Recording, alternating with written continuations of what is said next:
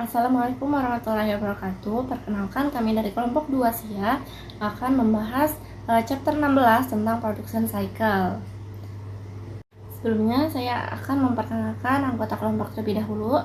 Dimas Maisaro dengan MPM akhir 119, Tazkia Yasmin dengan MPM akhir 127, Naila Himatul dengan MPM akhir 179, Salsabila Cynthia dengan MPM akhir 220, dan Nindiana Zela dengan MPM akhir 248. Production cycle adalah rangkaian aktivitas bisnis yang berulang yang berkaitan dengan proses pembuatan produk. Jadi bukan cuma produksi barang, tetapi juga termasuk pengolahan data dan informasi. Siklus ini juga terhubung dengan sistem lain seperti revenue cycle untuk data penjualan, expenditure cycle untuk bahan baku, human resource untuk tenaga kerja, dan general ledger untuk laporan keuangan. Jadi semuanya saling terintegrasi supaya proses produksi bisa berjalan dengan lancar dan informasinya akurat. Dalam production cycle ada 4 aktivitas utama, yaitu product design, planning and scheduling, production operation, dan yang terakhir cost accounting. Nah, dari aktivitas ini manajemen harus mengambil keputusan penting seperti bagaimana mendesain produk, bagaimana merencanakan produksi, bagaimana mengalokasikan sumber daya, dan bagaimana menentukan biaya. Semua keputusan ini sangat berpengaruh terhadap kualitas produk, efisiensi proses produksi, dan juga keuntungan perusahaan. Dalam production cycle juga ada berbagai risiko atau ancaman seperti data yang tidak akurat, akses yang tidak sah, atau kehilangan data. Nah, untuk mengatasi hal ini, perusahaan menggunakan pengendalian seperti validasi data, pembatasan akses, enkripsi, dan backup data. Tujuannya supaya informasi tetap akurat dan aset perusahaan bisa terlindungi dengan baik. Selanjutnya masuk pada bagian product design atau desain produk. Product design ini merupakan tahap pertama dalam siklus produksi. Pada tahap ini, tujuan utamanya adalah menciptakan produk yang sesuai dengan kebutuhan pelanggan, baik dari segi kualitas maupun fungsi, namun tetap efisien dari sisi biaya produksi.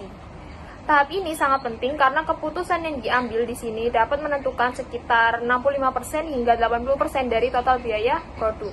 Artinya, kesalahan di tahap desain bisa berdampak besar pada keseluruhan proses produksi. Selain itu, karena keputusan desain ini akan mempengaruhi semua tahap berikutnya, proses ini membutuhkan kolaborasi antara berbagai tim, seperti engineering, produksi, dan akuntansi. Selanjutnya, dalam tahap ini terdapat beberapa key decision atau keputusan penting yang harus diambil oleh manajemen. Yang pertama, menetapkan spesifikasi produk seperti fitur, standar kualitas, dan performa. Yang kedua, memilih komponen serta bahan baku yang akan digunakan. Yang ketiga, merancang alur proses produksi.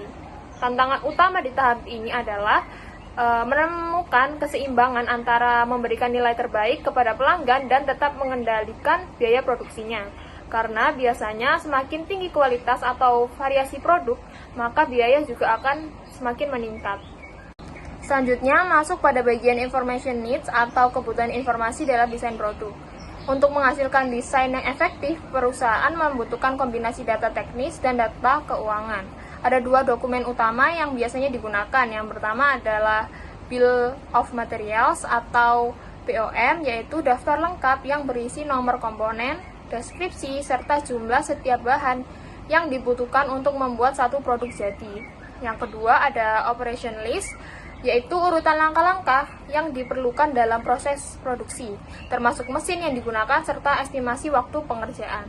Selain itu, desainer juga membutuhkan data biaya dan data historis, seperti biaya garansi dan perbaikan, untuk membantu pengambilan keputusan yang lebih akurat.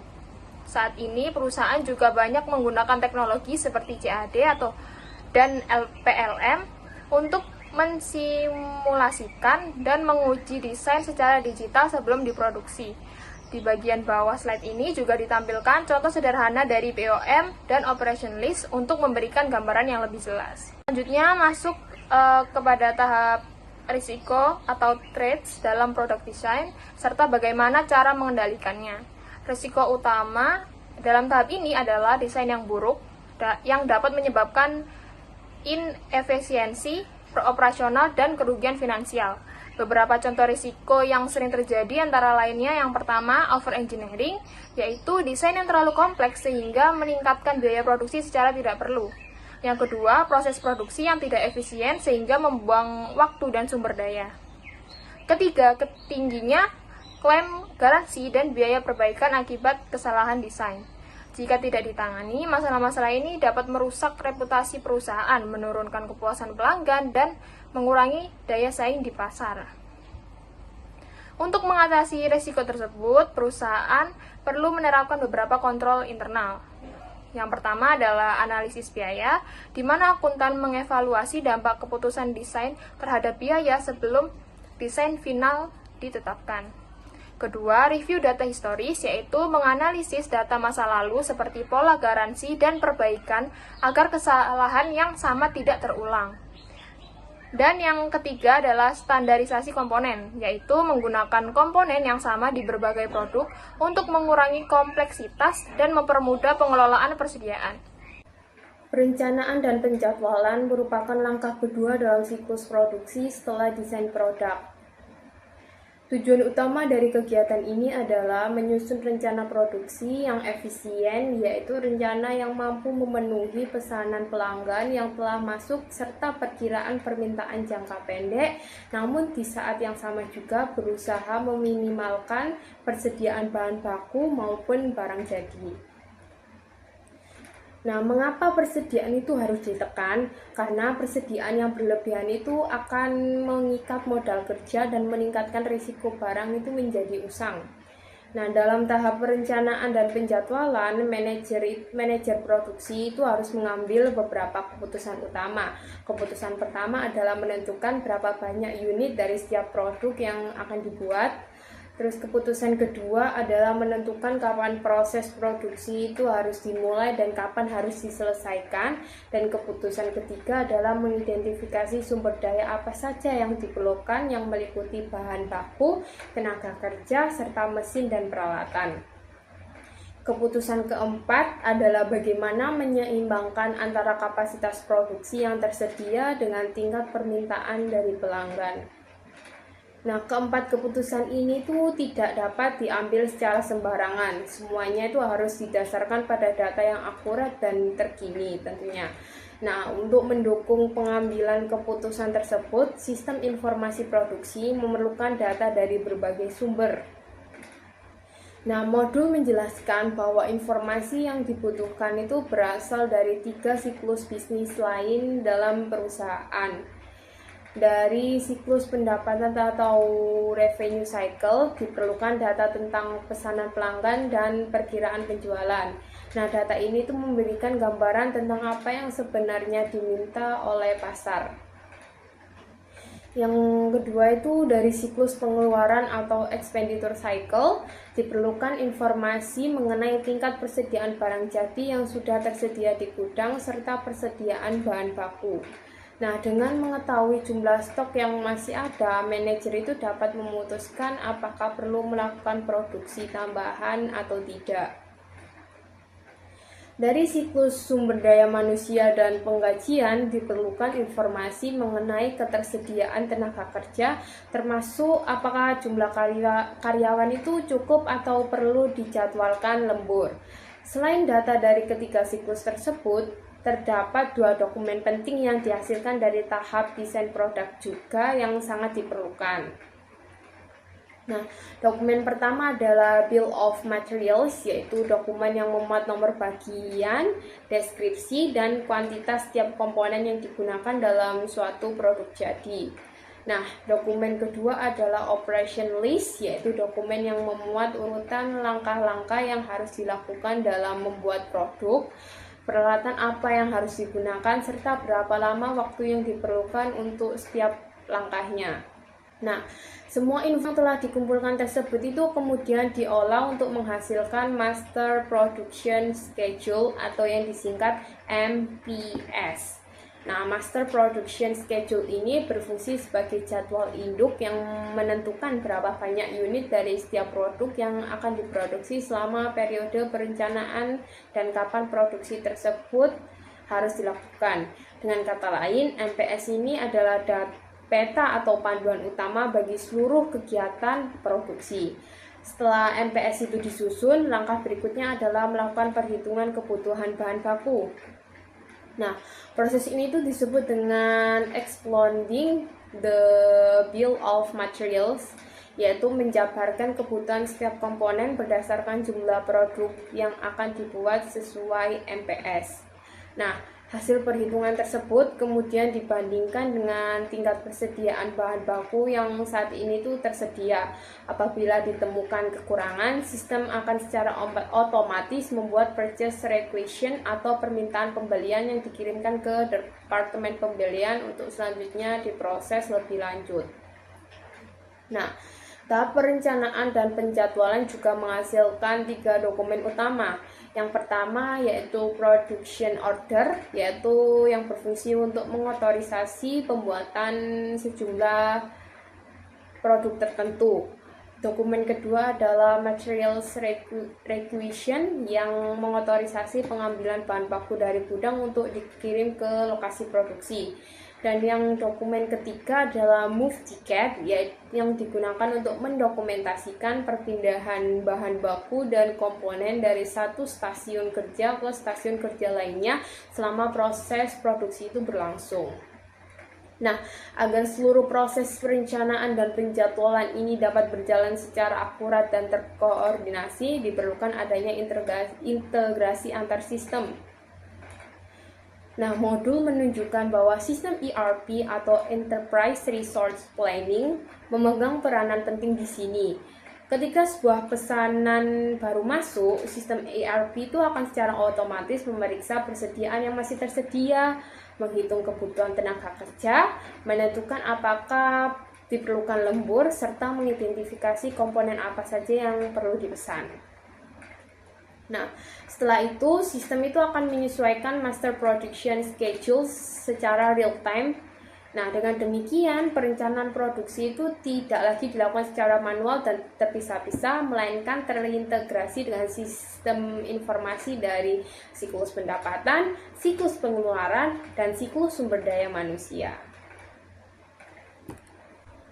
Setelah menjelaskan mengenai keputusan utama dan kebutuhan informasi dalam perencanaan dan penjadwalan produksi, pada kesempatan ini saya akan menjelaskan pula mengenai ancaman yang mungkin terjadi pada tahap tersebut serta pengendalian apa saja sih yang dapat diterapkan untuk memitigasi ancaman-ancaman tersebut. Nah, pemahaman terhadap ancaman dan pengendalian ini sangat penting. Mengapa? Karena sebaik apapun rencana yang disusun, tanpa disertai kontrol yang memadai, masalah dalam pelaksanaan produksi itu tetap dapat terjadi. Berdasarkan materi dalam modul, ancaman utama dalam perencanaan dan penjadwalan produksi terdiri dari 2 hal. Ancaman pertama adalah overproduction, yaitu produksi yang berlebihan. Kondisi ini tuh terjadi ketika perusahaan memproduksi barang dalam jumlah yang jauh melebihi kebutuhan pasar atau melebihi tingkat permintaan pelanggan. Nah, dampak dari overproduction ini antara lain modal kerja itu menjadi terikat pada persediaan yang menumpuk di gudang sehingga arus gas perusahaan itu terganggu. Selain itu, persediaan yang terlalu banyak juga meningkatkan risiko barang menjadi usang atau kadaluarsa, terutama untuk produk yang siklus hidupnya itu pendek atau yang teknologinya itu cepat berubah. Nah, ancaman kedua adalah underproduction, yaitu produksi yang kekurangan. Kondisi ini tuh terjadi ketika kapasitas produksi perusahaan tidak mampu memenuhi permintaan pelanggan yang ada. Dampak dari underproduction itu sendiri itu sangat merugikan perusahaan. Mengapa? Karena perusahaan itu akan kehilangan kesempatan penjualan, pelanggan menjadi tidak puas karena barang yang diinginkan tidak tersedia, dan dalam jangka panjang itu reputasi perusahaan dapat menurun. Nah, kedua ancaman ini baik overproduction maupun underproduction itu sama-sama merugikan perusahaan sehingga perlu dicegah dengan pengendalian yang memadai. Untuk mengatasi kedua ancaman utama tersebut, modul itu menjelaskan 3 pengendalian yang dapat diterapkan. Pengendalian pertama adalah penerapan penerapan production planning system atau sistem perencanaan produksi yang andal. Sistem ini tuh harus didukung oleh data perkiraan penjualan yang akurat serta data persediaan yang selalu diperbarui secara berkala. Dengan menggunakan data yang tepat, rencana produksi itu dapat disusun secara lebih presisi sehingga risiko kelebihan maupun kekurangan produksi itu dapat ditekan seminimal mungkin. Nah, pengendalian kedua adalah melakukan review and approval terhadap jadwal produksi dan perintah produksi. Artinya itu apa? Setiap jadwal produksi yang disusun dalam master production schedule maupun setiap production order yang akan diterbitkan harus melalui proses peninjauan dan persetujuan terlebih dahulu oleh pihak yang berwenang. Nah, proses ini tuh bertujuan untuk memastikan bahwa hanya perintah produksi yang benar sesuai kebutuhan dan telah terverifikasi yang dilepaskan ke lantai produksi. Nah, tanpa proses persetujuan ini, perintah produksi itu bisa keluar secara tidak terkendali dan menyebabkan ketidaksesuaian antara rencana dengan pelaksanaan. Pengendalian ketiga adalah pembatasan akses terhadap production orders dan jadwal produksi. Nah, tidak semua karyawan itu diberikan hak akses untuk melihat, mengubah, atau menerbitkan dokumen-dokumen tersebut. Pembatasan akses ini tuh penting karena mencegah adanya otorisasi produksi yang tidak sah. Hanya personel atau pegawai yang berwenang, misalnya manajer produksi atau perencanaan produksi yang boleh mengakses dan memodifikasi jadwal serta perintah produksi. Dengan demikian, risiko produksi yang dijalankan tanpa otorisasi atau berdasarkan data yang salah dapat dihindari. Selain ancaman-ancaman utama tadi, terdapat pula ancaman umum lainnya yang perlu diperhatikan dalam siklus produksi secara keseluruhan. Ancaman tersebut itu antara lain ketidakakuratan data master, kebocoran informasi produksi yang bersifat rahasia, serta kehilangan atau kerusakan data akibat bencana atau kesalahan sistem. Untuk mengatasi ancaman-ancaman umum ini, modul juga menyebutkan berbagai kontrol seperti pelaksanaan backup data secara berkala, penerapan akses kontrol untuk membatasi siapa saja yang dapat mengakses data, serta penggunaan enkripsi untuk melindungi informasi sensitif. Langkah ketiga dalam siklus produksi adalah pembuatan produk yang sebenarnya. Cara perusahaan melakukan langkah ini sangat berbeda satu sama lain dan didasarkan pada jenis produk yang diproduksi dan tingkat otomatisasinya. Sistem yang paling umum adalah manufaktur otomotif, penerbangan, dan antariksa disebut sebagai manufaktur terintegrasi komputer atau CIM. CIM dapat secara signifikan mengaruhi proses produksi. Area fungsional seperti desain, analisis, perencanaan, pembelian, akuntansi biaya, pengendalian persediaan, dan distribusi dapat dihubungkan melalui komputer dengan fungsi lantai pabrik seperti penanganan dan manajemen material, memberikan kontrol dan pemantauan langsung terhadap seluruh operasi. Kemampuan untuk memasang sensor pada setiap peralatan yang bagian dari apa yang kadang-kadang disebut Industrial Internet of Things atau IoT memudahkan untuk memastikan bahwa pemeliharaan preventif dilakukan, sehingga menghindari biaya dan penundaan akibat kerusakan. Akuntan tidak perlu menjadi ahli dalam setiap aspek CIM, tetapi mereka harus memahami bagaimana hal itu memengaruhi operasi dan akuntansi biaya. Salah satu efek operasional CIM adalah pergeseran dari produksi massal ke manufaktur pesanan khusus. Kemampuan ini membutuhkan perancangan ulang sistem, manajemen persediaan, dan alur kerja untuk memfasilitasi perubahan cepat dalam produksi. Ada beberapa ancaman yang dapat terjadi pada langkah ini, mulai dari pencurian persediaan dan aset tetap. Pencurian persediaan dan aset tetap didefinisikan sebagai pengambilan bahan baku, barang setengah jadi, atau barang jadi tanpa izin yang menyebabkan hilangnya aset dan pencatatan yang tidak akurat. Pencurian persediaan dikurangi dengan membatasi akses fisik dan data, mendokumentasikan semua pergerakan, menjaga pemisahan tugas, dan melakukan penghitungan fisik independen. Sementara itu, pencurian aset tetap merupakan pencurian mesin atau peralatan yang meningkatkan biaya dan menyebabkan potensi masalah kepatuhan. Cara untuk melindungi aset tetap dari pencurian memerlukan identifikasi dan pelacakan formal, pembatasan akses fisik, dan prosedur otoritas yang ketat untuk pembuangan atau penjualan. Ancaman kedua adalah kinerja buruk, di mana kinerja produksi yang tidak efisien dapat diatasi melalui pelatihan karyawan yang komprehensif dan peninjauan laporan kerja, serta secara berkala untuk mengidentifikasi area yang perlu ditingkatkan. Yang ketiga adalah investasi suboptimal pada aset tetap. Untuk menghindari biaya investasi berlebihan atau kerugian produktivitas akibat investasi yang kurang, perusahaan harus menerapkan tingkat totalitas bertingkat dan proses penawaran kompetitif untuk pengeluaran modal. Ancaman yang keempat ada kerugian akibat kebakaran atau bencana lainnya. Kerugian finansial dan fisik akibat bencana dikelola dengan memasang sistem pemadam kebakaran dan menjaga cakupan asuransi yang memadai untuk penggantian aset.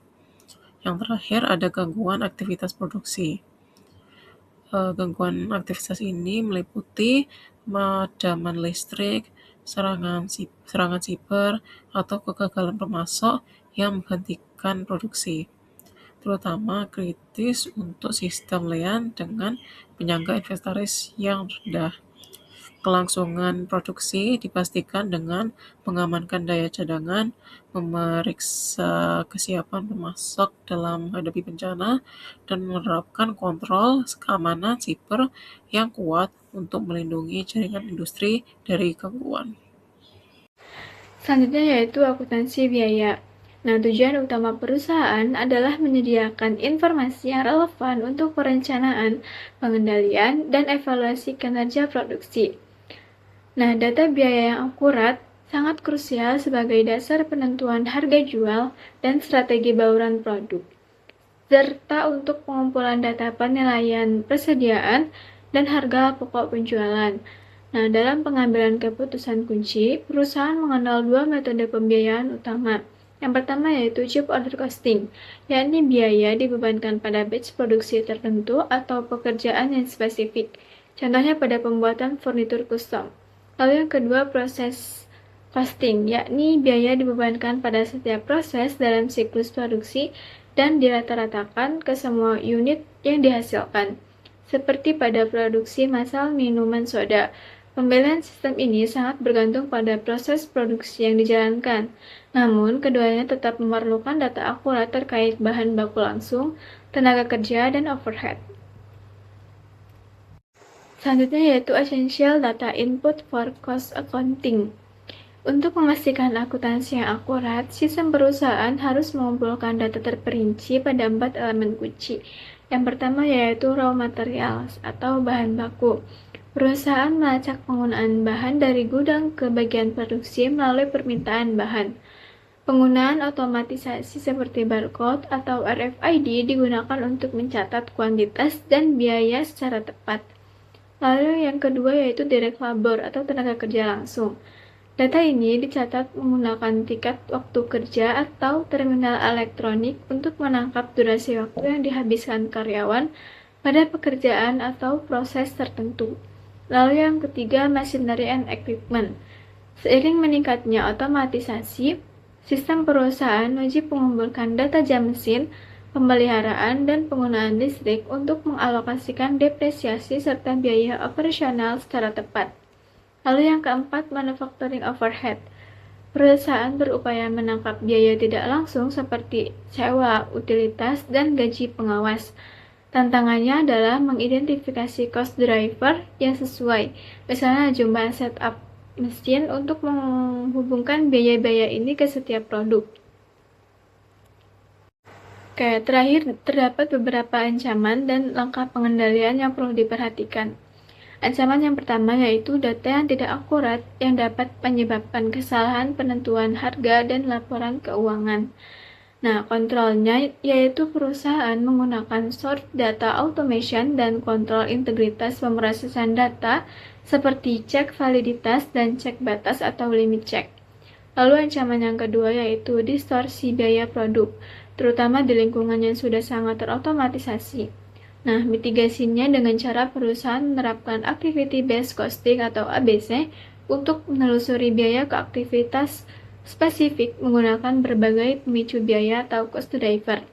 Lalu ancaman yang ketiga yaitu kegagalan dalam mengidentifikasi inefisiensi atau masalah kualitas. Nah, langkah kontrolnya yaitu perusahaan menggunakan metrik kinerja inovatif seperti throughput, analisis, serta memantau biaya pengendalian kualitas yang mencakup biaya pencegahan infeksi hingga kegagalan internal maupun eksternal. Oke, sekian penjelasan dari kelompok kami. Semoga materinya dapat dipahami dan dapat bermanfaat. Terima kasih atas perhatiannya.